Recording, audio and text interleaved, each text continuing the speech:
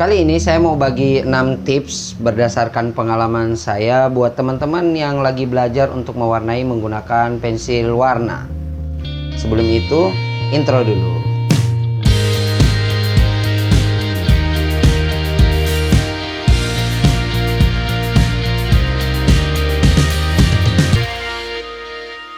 Assalamualaikum warahmatullahi wabarakatuh dan selamat datang di InArt. Bagi teman-teman yang belum, jangan lupa untuk subscribe karena di sini kita akan sama-sama belajar, berpetualang dan have fun di dunia seni, khususnya seni lukis dan gambar. Langsung saja saya akan bagikan 6 tips untuk teman-teman yang lagi belajar untuk mewarnai menggunakan pensil warna. Sebelumnya saya kasih disclaimer dulu, saya tuh nggak pernah benar-benar belajar soal seni atau lukis atau gambar.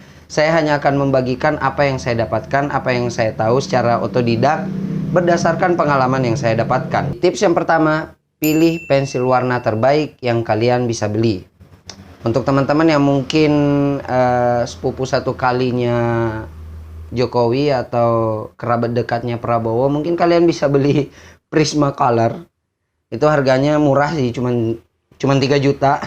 Pensil warna terbaik yang pernah saya lihat sih di internet itu namanya Prismacolor. Dia populer juga sih. Mungkin ada yang lebih mahal, saya nggak tahu.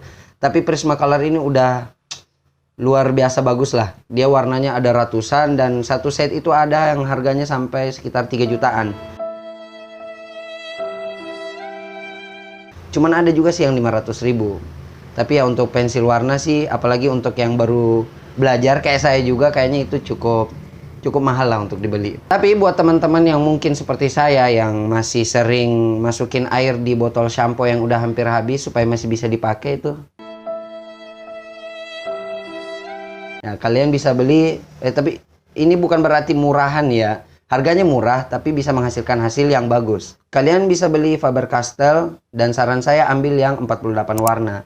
Karena semakin banyak warna yang bisa kita gunakan, semakin bagus pula hasil gambar yang akan kita dapatkan. Untuk Faber-Castell 48 warna ini harganya sekitar 111 ribuan lah. Kalian bisa cek sendiri di tempat kalian belanja biasanya. Tips kedua, jangan lupa untuk selalu diraut pensilnya. Jadi kalau udah mulai tumpul, mending diraut aja lagi. Jangan sayang-sayang, karena memang harus seperti itu untuk hasil yang bagus.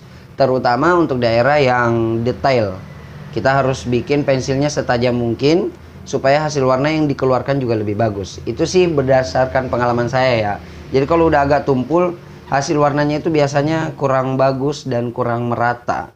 Akhirnya sulit mendapatkan permukaan warna yang bagus. Tips yang ketiga, warnai dengan konsisten. Jadi kalau sekalinya kita bikin garis yang vertikal, atau bikin garis yang horizontal, diagonal, atau kayak bulat-bulat gitu, kita harus konsisten untuk mewarnai tiap area yang kita buat.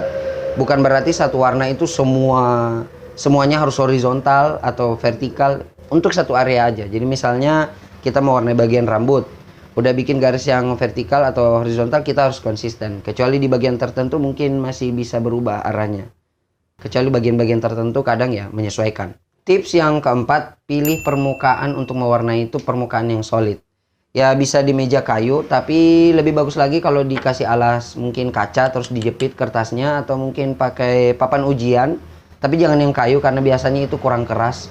Jadi dia harus keras, rata, dan solid.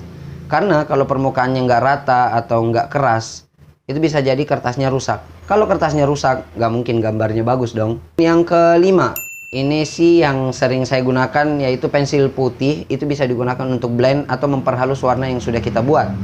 Ya bisa pensil putih, ada juga yang pakai tisu, ada juga pakai cotton bud. Tapi saya juga pernah coba, ada tutorial yang menyarankan menggunakan minyak kayu putih. Dan it works. Kalian bisa coba berbagai macam cara yang bisa kalian lihat untuk menghaluskan warna yang kalian buat.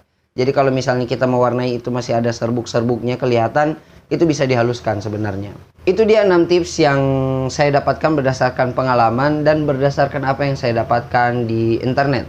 Semoga bermanfaat buat teman-teman yang lagi belajar untuk mewarnai menggunakan pensil warna. Sekian dulu untuk video kali ini. Keep your imagination and stay drawing. Assalamualaikum warahmatullahi wabarakatuh.